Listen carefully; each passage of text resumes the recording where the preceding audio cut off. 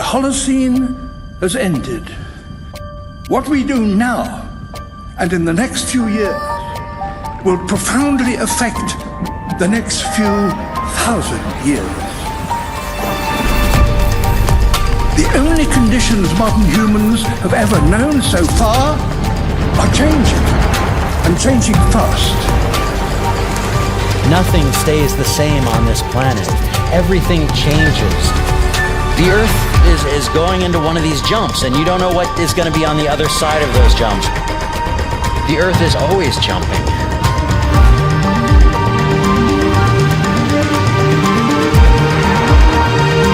Things move on this planet. Things are not still. Everything is turning.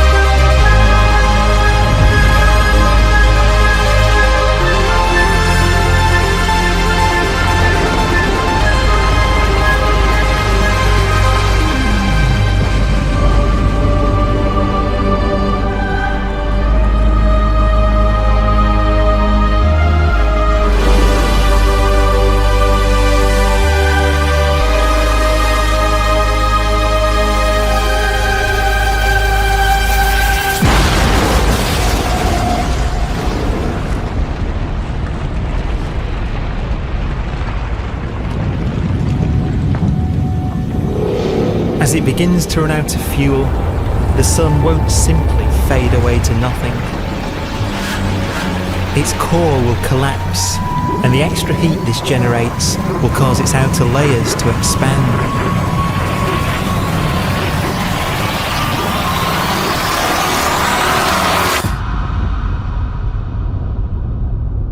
The sun is now dead. Its remains slowly cooling in the freezing temperatures of deep space.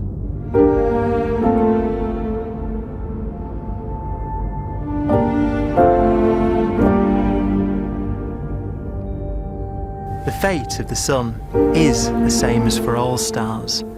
One day they must all eventually die, and the cosmos will be plunged into eternal night. All stars eventually will run out of fuel. The temperature of the universe drops. The stars, one by one, in the night sky will turn off. And there'll be no more new stars created. And so that the universe will end not with a bang, but with a whimper. And not in fire, but in ice.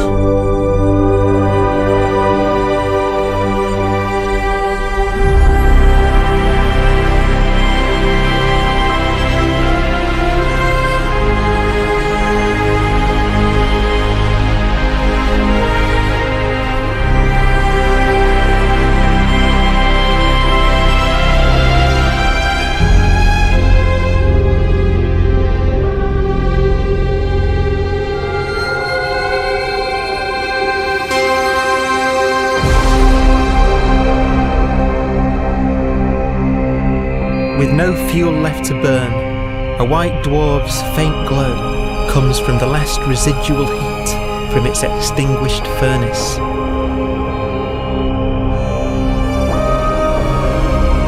Looking at it from where the Earth is now, it would only generate the same amount of light as the full moon on a clear night.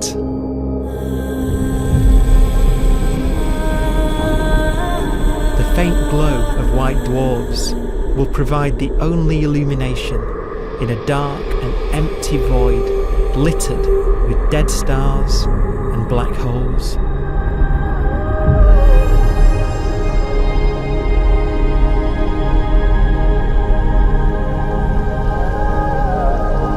some ways, it's kind of a ghost universe. It's the corpses, the zombie stars, that will take us into the future.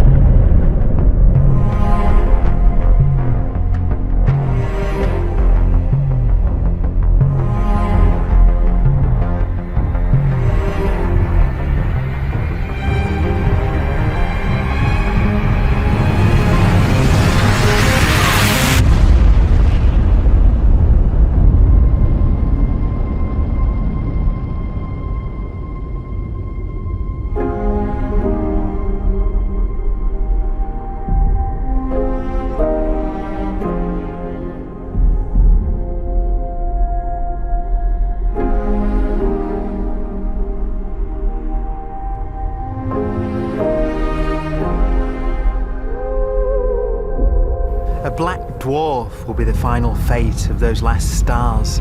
White dwarfs that have become so cold that they barely emit any more heat or light. Black dwarfs are dark, dense, decaying balls of degenerate matter. Little more than the ashes of stars. Their constituent atoms are so severely crushed that black dwarfs are 1,000,000 times denser than our sun.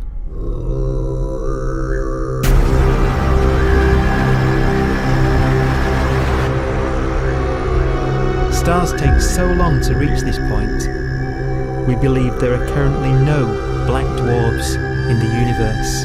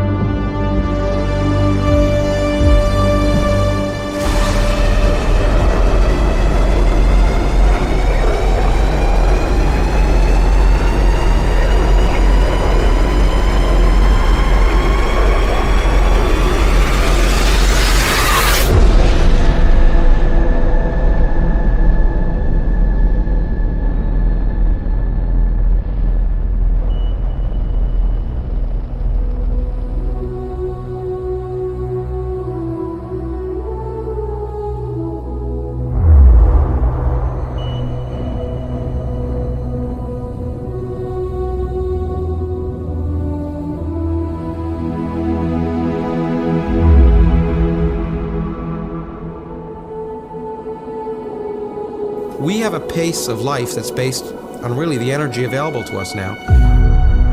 You could imagine living conscious systems which have a very different pace and therefore can extend out at least a lot farther than you'd imagine otherwise. You could have a living system where if it had a thought every 10 trillion years, that would seem normal. Even if our life dies out, one could imagine at some time arbitrarily far in the future, a fluctuation occurs which allows intelligent life to exist again for a little while. So you might have islands in time of intelligence.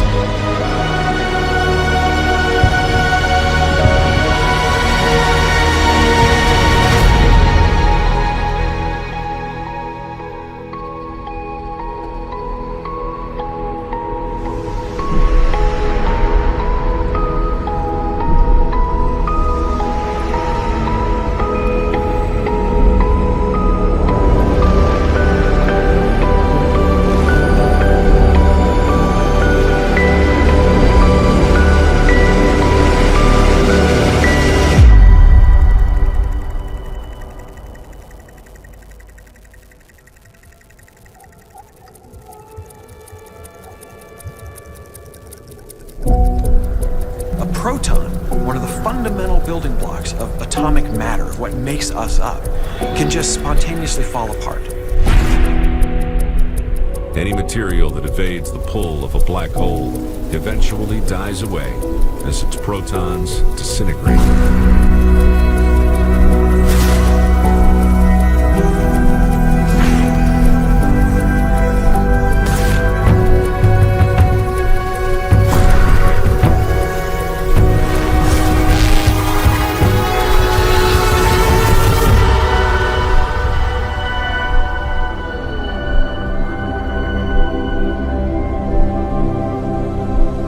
The matter inside black dwarfs, the last matter in the universe, will eventually evaporate away and be carried off into the void as radiation, leaving absolutely nothing behind.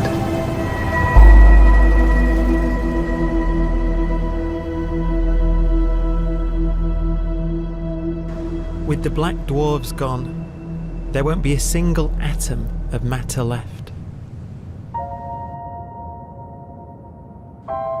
All that will remain of our once rich cosmos will be particles of light and black holes.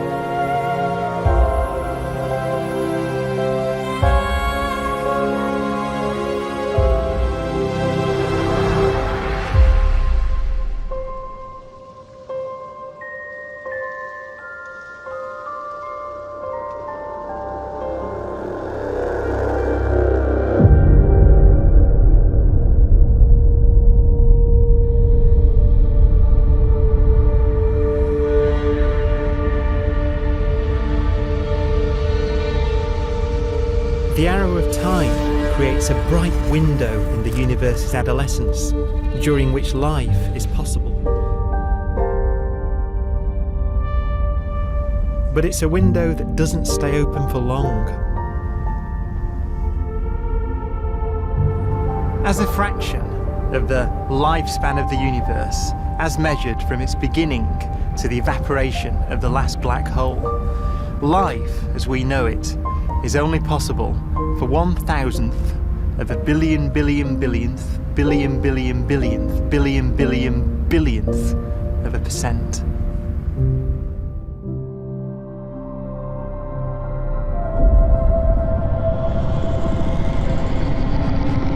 Black holes become the fundamental building block of the universe.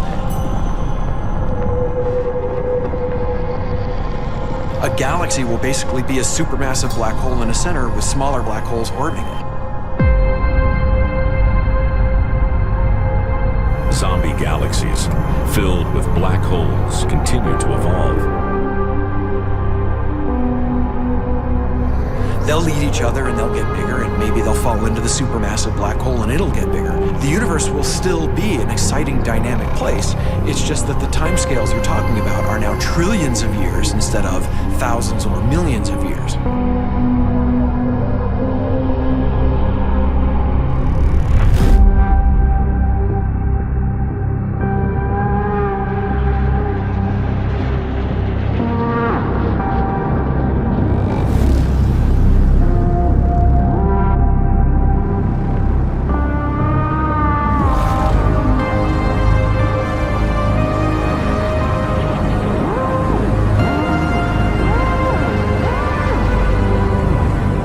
Black holes can bang on space-time like mallets on a drum.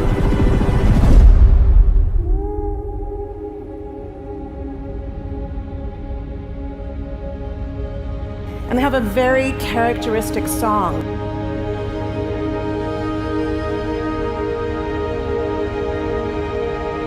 Imagine two black holes that have lived a long life together. At the end of their lives, they're going around each other, crossing thousands of kilometers in a fraction of a second. As they do so, they leave behind in their wake a ringing of space, an actual wave on space-time.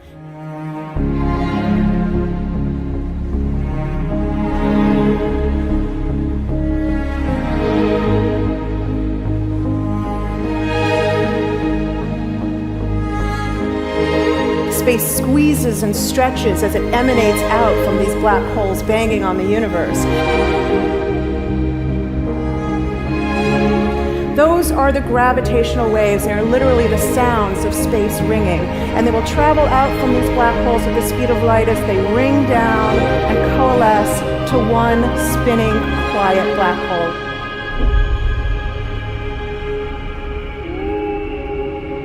If you were standing near enough, your ear would resonate with the squeezing and stretching of space. You would literally hear the sound.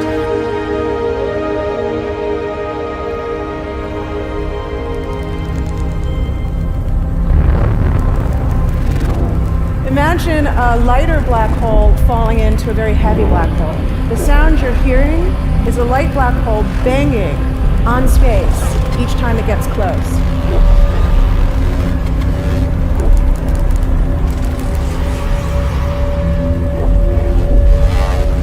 As it falls in, it gets faster and it gets louder.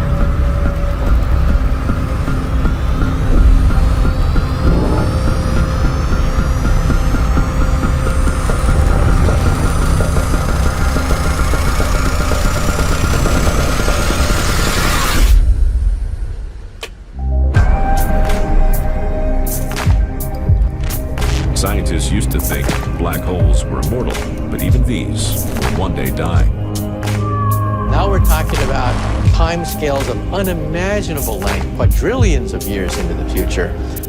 On that timescale, even the black holes begin to evaporate.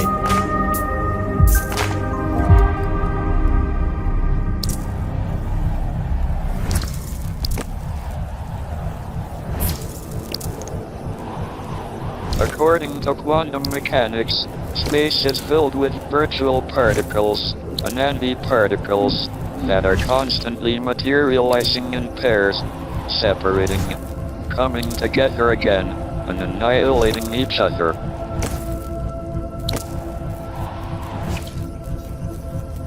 In the presence of a black hole, one member of a pair of virtual particles may fall into the hole, leaving the other member without a partner with which to annihilate. The forsaken particle appears to be radiation emitted by the black hole. And so, black holes are not eternal. They evaporate away at an increasing rate until they vanish in a gigantic explosion.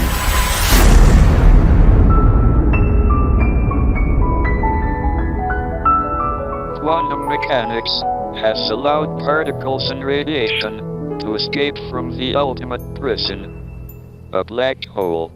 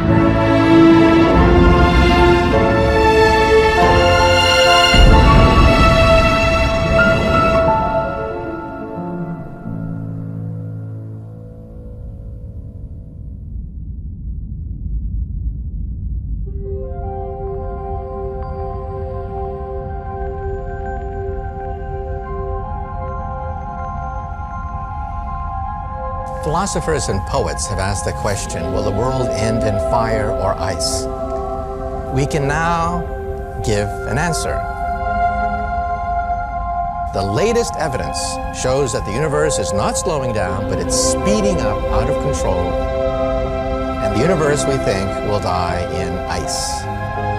Trillions upon trillions of years from now. Empty space itself has energy. In every little cubic centimeter of space, whether or not there's stuff whether or not there's particles, matter, radiation, or whatever, there is still energy even in the space itself. And this energy, according to Einstein, exerts a push on the universe. What is the weird stuff that's accelerating the universe? We call it dark energy.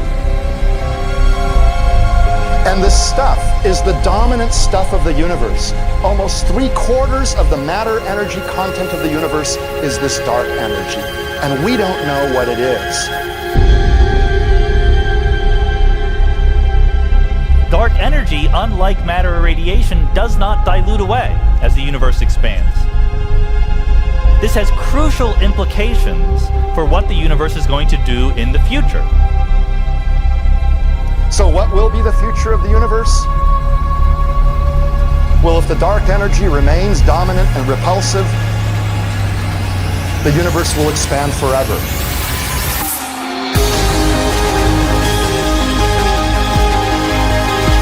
Faster and faster and faster with time. A runaway universe. 70% of the energy of the universe resides in empty space, and we don't understand why. But we do know what will happen.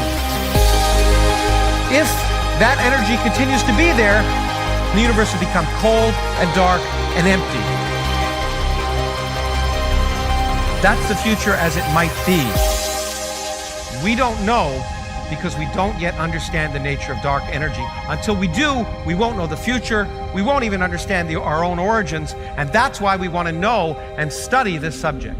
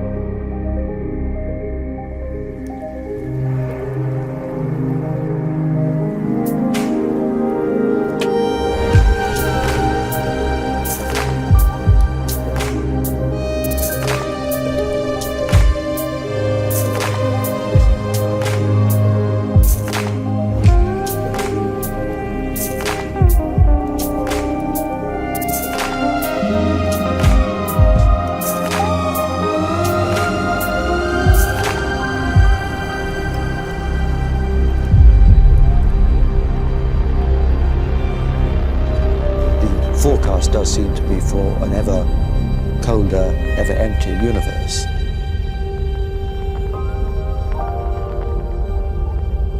But then, of course, we have to ask, could that end lead to a new beginning?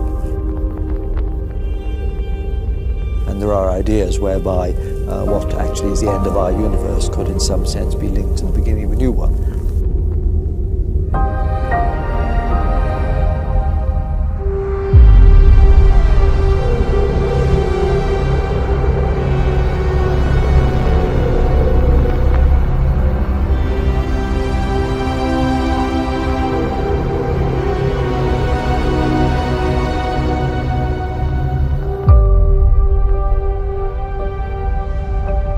We've worked out the mathematics, the equations. They seem to say that if you have an atom smasher that can concentrate tremendous amounts of energy at a single point, you can perhaps open up a gateway, a baby universe.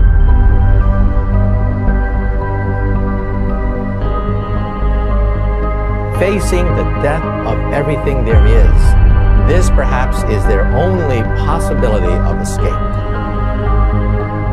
And this also raises a very intriguing possibility, sheer speculation of course, that perhaps any universe that has intelligent life in it will create baby universes, will create lifeboats, and proliferate child universes.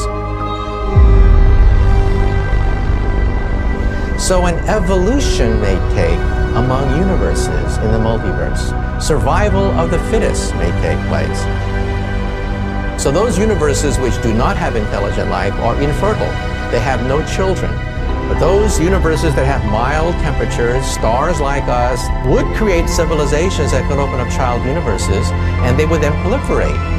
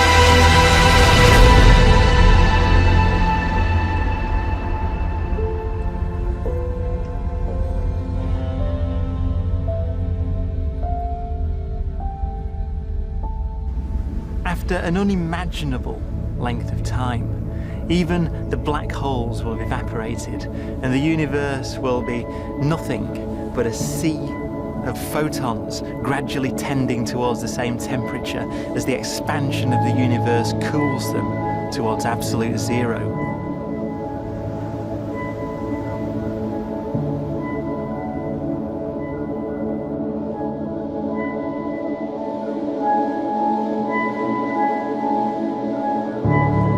Once the very last remnants of the very last stars have finally decayed away to nothing, and everything reaches the same temperature, the story of the universe finally comes to an end. For the first time in its life, the universe will be permanent and unchanging. Entropy finally stops increasing because the cosmos cannot get any more disordered. Nothing happens, and it keeps not happening forever.